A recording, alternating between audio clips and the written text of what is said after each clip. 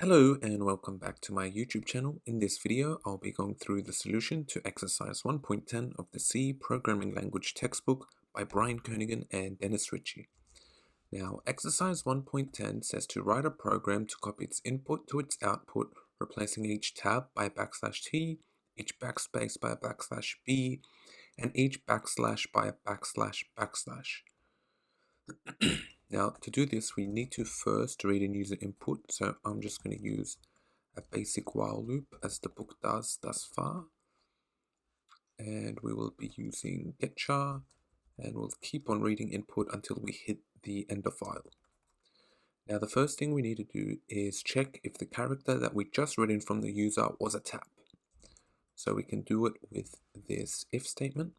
Now remember that a tab's escape sequence is \t. So if it is a tab, we should print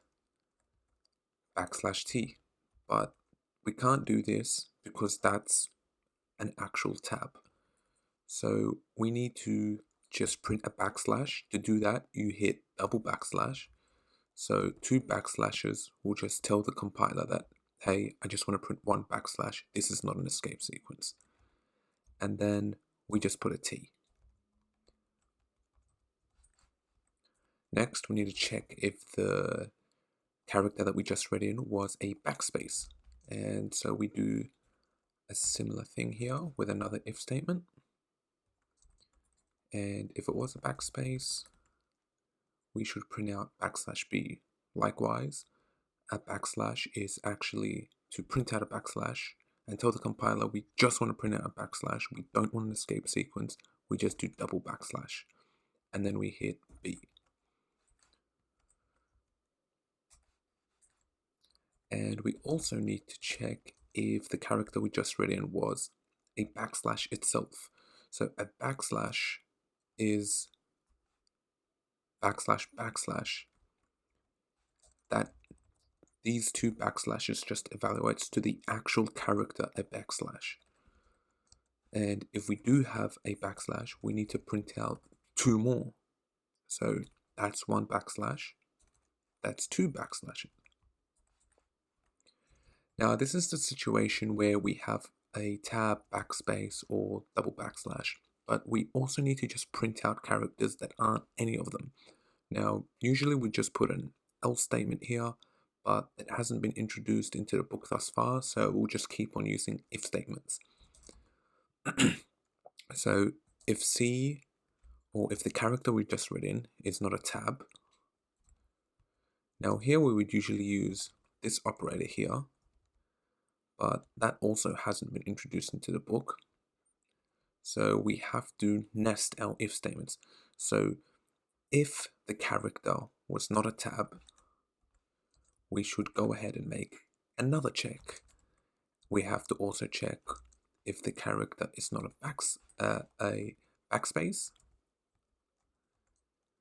And then once we've checked it's not a tab, and then we've checked it's not a backspace, we need to finally check if it's not a double backslash, or a backslash, sorry.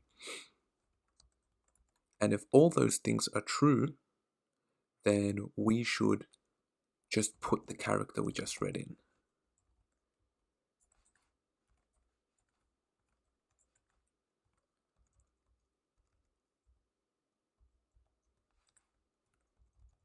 So the logic of these three nested if statements are as follows. If the character is not a tab, go and check if the character is not a space, then go and check if the character is not a backslash, and if all those are true, just put the character that we just read in.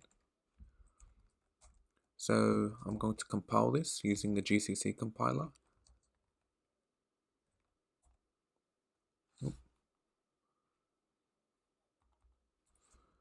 Forgot something. We need to put the character we just read in. If I try that again, that's better. Now if I run it, I'm going to put a space, or spaces only.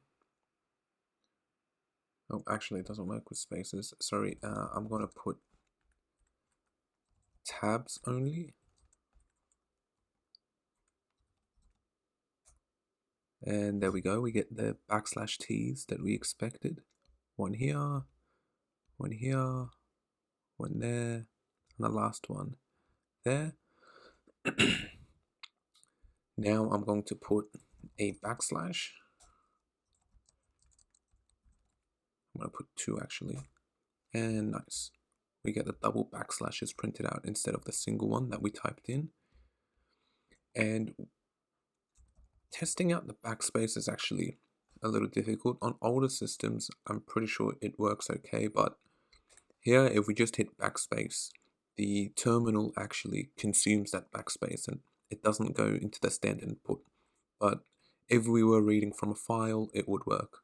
So I'm just going to do a couple more tests. What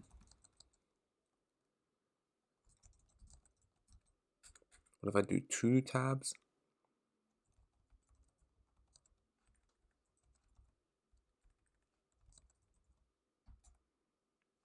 And we get the 2 tabs here.